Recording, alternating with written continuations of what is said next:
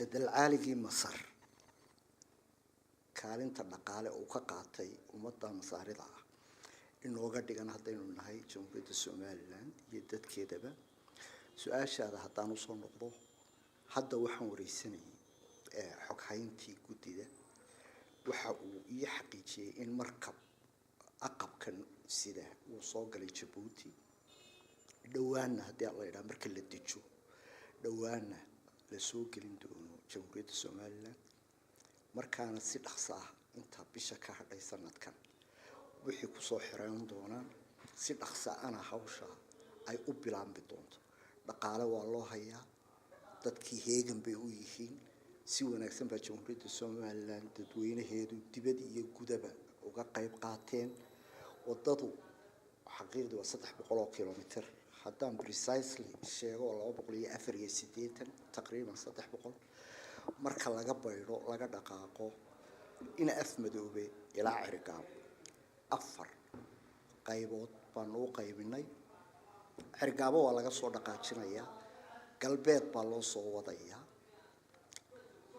garaadag iyo ceelafooy iyo in afmadoobe saddexdaana bari baa looga dhaqaaqaya oo loo dhisay 40 kilomitir ayaa sirfaygeedii iminka waxna gacanta lagu hayaa 10kii u dambeeyay ee in afmadoobe laga bilaabay garaadag oo xagga ceelafooyin loo soconayo iyo ceelafooyin oo xagga cirgaabo loo soconayo min 5 kilomitir baa sirfaygeedii la dhameeyay cirgaabo marka galbeed looga soo dhaqaaqana 10 kilomitir baa laga soo bilaabay sirfayga oo u horeysay oo ina way dhamaatay 40 kilomitir sirfaygoodii waa gebagebo micidaadkoo qura oo soo gaaro oo baynu sugaynaa dhaqaalihii waa loo hayaa rajadu aad bay u wanaagsan tahay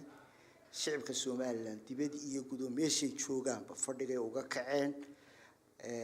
maalkooda iyo maskaxdooda iyo muruqooda ay u hureen ummadda Soomaaliland waxay u baahan tahay cid hogaamisa oo itijaah wanaagsan ku hogaamisa runaantii talaabadii u horeysay xagga wadooyinka waxa qaaday madaxweynaha Jamhuuriyadda Soomaaliland mudane Axmed Maxamed Maxamuud isagoo ku tashanaya shacabkiisa iyo dadweynihiisa iyo ganacsatadiisa iyo aqoontiisa in hawsha ay u bilaabay oo dhagaxii u horeeyay dhigay rajaduna aad iyo aad bay u wanaagsantahay alxamdulillah bisinkaynu u qabanayna January hawshaas waa bilaabmaysa xildhibaan waa maasan tahay sidaynu ognahay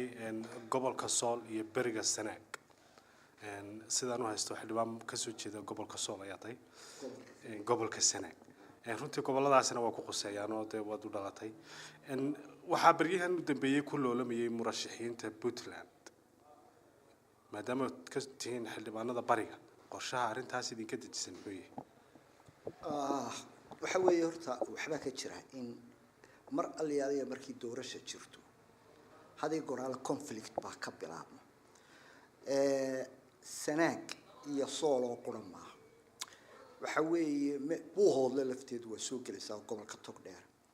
taasna xaqiiqdu waxa weeye maamul fidintay ku xirantahay xukuumadda ilaa iminka for instance xudun oo kale laascaanood oo kale maamulka Jamhuuriyadda